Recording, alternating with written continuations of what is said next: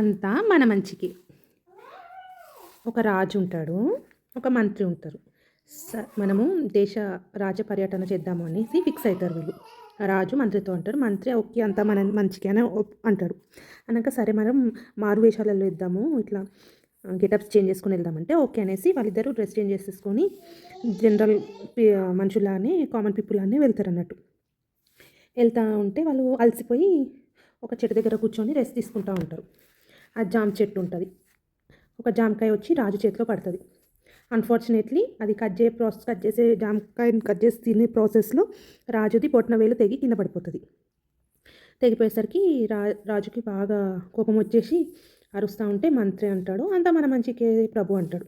అంటే ఇంకా కోపం వస్తుంది, ఏంటి నా వేలు విరిగిపోతే నువ్వేంది అంతా మన మంచికే అంటావు అనేసి కోపంతో మంత్రిని మొత్తం కట్టేసి పాడుబడ్డ బావిలో వదిలేసి వెళ్ళిపోతాడు. అలా వెళ్తూ ఉంటే దారిలో అడవి మనుషులు ఉంటారు. వాళ్ళ దాంట్లో ఏంటంటే ఎవరైతే ఫస్ట్ అడవిలోకి ఎంటర్ అవుతారో వాళ్ళని బలి చేయాలి అని ఫిక్స్ అవుతారు. వాళ్ళది దేవతకి బలిద్దామని ఏదో సంథింగ్ పూజ ఉంటుంది. ఓకే అనేసి అప్పుడు రాజు ఒక్కడే కనిపిస్తాడు. రాజుని చంపేద్దామని ఫిక్స్ అవుతారు వాళ్ళు, బలిద్దామని. రాజు అంటాడు, నేను మారువేషంలో ఉన్నాను, నేను యాక్చువల్లీ రాజుని, మీరు నన్ను చూస్తే నమ్ముతలేరు ఎందుకు, నేను రాజుని అన్న వాళ్ళు ఎంత చెప్పినా వినరు, మాకు అవన్నీ తెలియదు, మేము మిమ్మల్ని బలి ఇచ్చేస్తామని ఫిక్స్ అవుతారు వాళ్ళు. చెట్టు కట్టేస్తే అప్పుడు చూస్తే ఆయన వేలు తెగిపోయింది ఉంటుంది. వేలు తెగిపోయింది ఉంటుంది. ఇట్లా అన్ని పార్ట్స్ బాగుంటేనే, అన్ని అవయవాలు బాగుంటేనే మేము బలి ఇస్తాము, నీకు ఫింగర్ లేదు కాబట్టి నేను బలి ఇవ్వము, వెళ్ళిపో అని చెప్పేసి వదిలేస్తారు ఆయనని.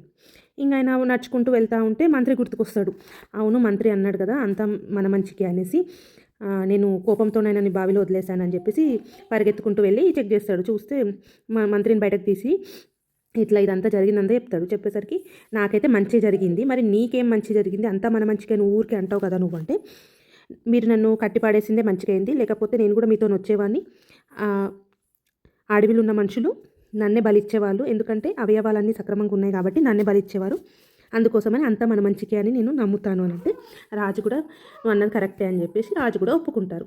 నాకు ఈ స్టోరీ చాలా బాగా నచ్చింది, అందుకోసమనే షేర్ చేసుకుంటున్నాను. చిన్నప్పుడు ఇలాంటి ఈనాడు మ్యాగజైన్ ఎప్పుడు వస్తుందా అని ఎదురు చూసేవాళ్ళము, అంటే 90s కిడ్స్.